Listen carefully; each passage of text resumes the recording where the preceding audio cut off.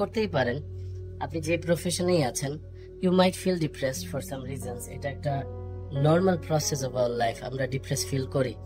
So যদি depress feel করেন, আমি সিম্পলি 3টি কাজ করতে বলবো প্রাথমিকভাবে। সেটি হচ্ছে যে, দেখুন, 1 নম্বর হচ্ছে ধর্মীয় প্র্যাকটিস শুরু করুন।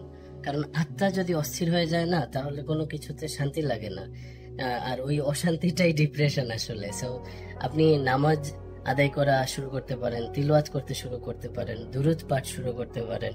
So this will help you a lot immediately. কেমন? নাম্বার 1, এটা আমার ব্যক্তিগত মতামত, এবং আমার কাছে মনে হয় যে এটাই আলটিমেট সলিউশন, যেটা আমি আমার বড়দের কাছ থেকে শিখেছি, যে to reduce depression or to kill depression, you need to follow the process of Almighty Allah, what He has given us. কেমন?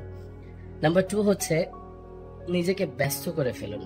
নর্মালি মানুষ যেটা করে, যে ডিপ্রেশনে পড়লেই একা হয়ে যায়, কারোর সাথে কথা বলে না, কারোর সাথে মানে লাইক দেখা সাক্ষাৎ করে না, কনভারসেশনে যায় না। সো এইটা একটা ভুল কাজ, এটা করলে খুব রিস্কি।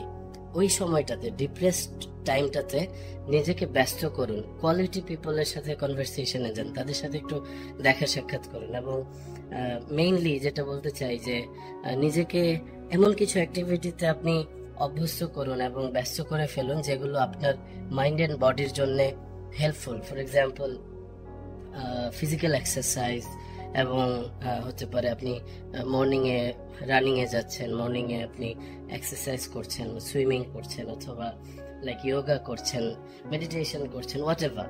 সো নিজেকে ব্যস্ত করে ফেলুন, প্রোডাক্টিভ কাজ এবং productive conversation with quality people, এটা খুব ইম্পর্টেন্ট। একা থাকা যাবে না যখন আপনি ডিপ্রেসড ফিল করেন। কেমন?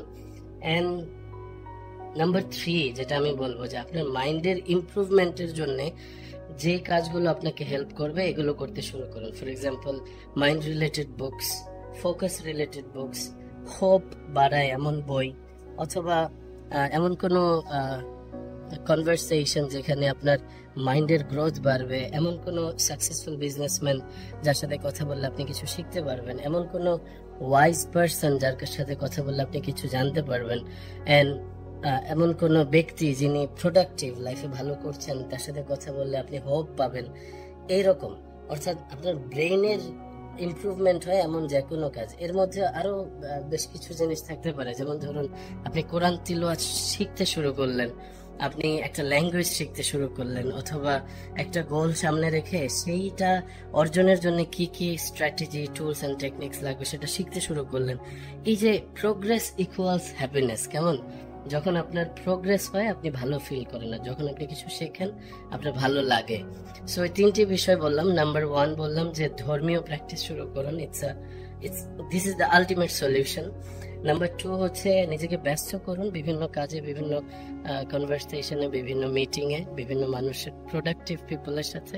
অ্যান্ড নাম্বার 3 হচ্ছে আপনার মাইন্ডকে ইমপ্রুভমেন্ট এনে দেয় এমন যে কোনো শিক্ষা শুরু করুন। বিকজ এইগুলো ছাড়া আপনি যদি চুপচাপ বসে থাকেন কোথাও, ধ্যান করছেন কি হবে, কি ঘটে গেল, লাইফটা কেমন হয়ে গেল, এই যে ভাবছেন, এতে করে আপনার ওভার থিঙ্কিং হচ্ছে, এতে করে আপনার ডিপ্রেশন বাড়ছে, আপনার ভেতর থেকে এই চিন্তাগুলো করে করে খাচ্ছে। So make yourself busy with productive activities and with quality people. Stay tuned.